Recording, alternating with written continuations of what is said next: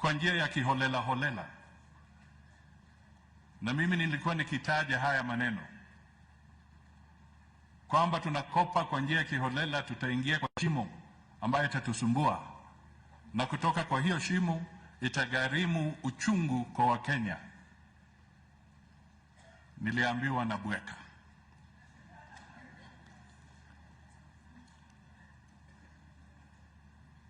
Ukweli wa mambo ni sasa ni lazima tujue kwamba kutoka kwa hiyo shimo lazima tutafute namna ya kupunguza vile tulikuwa tukikopa na vile tutaenda mbele, ili tusiingize taifa letu kwa shimo zaidi.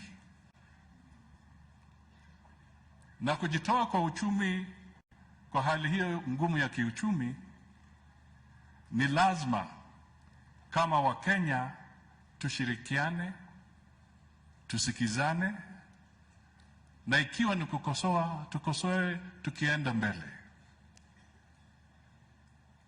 Na ukweli wa mambo ambao ni lazima sasa tutambue ni kwamba uchaguzi uliisha mwezi wa August mwaka jana, na Wakenya walichagua Mheshimiwa William Samoei Ruto kama rais wa Jamhuri ya Kenya. Hatuwezi tukabadili. Na mimi nilisikia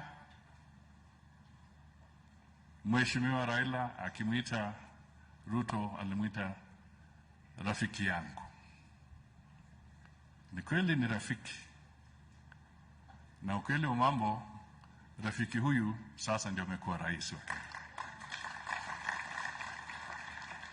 Tuweke uchaguzi nyuma yetu, tuende mbele, tujenge taifa. Ikiwa tunataka tukienda mbele tuwe na majadiliano, na kuna kamati ambazo zimewekwa pale. Hizi kamati ama hii kamati ya bunge, tunataka isiwe kamati ambayo inaenda kuchimbua makaburi ya kisiasa. Tunataka na tungependa na Wakenya wote wangependa iwe kamati ambayo itaweka msingi kuonyesha Wakenya tunaelekea wapi, na tuanze kupata suluhisho tukienda mbele.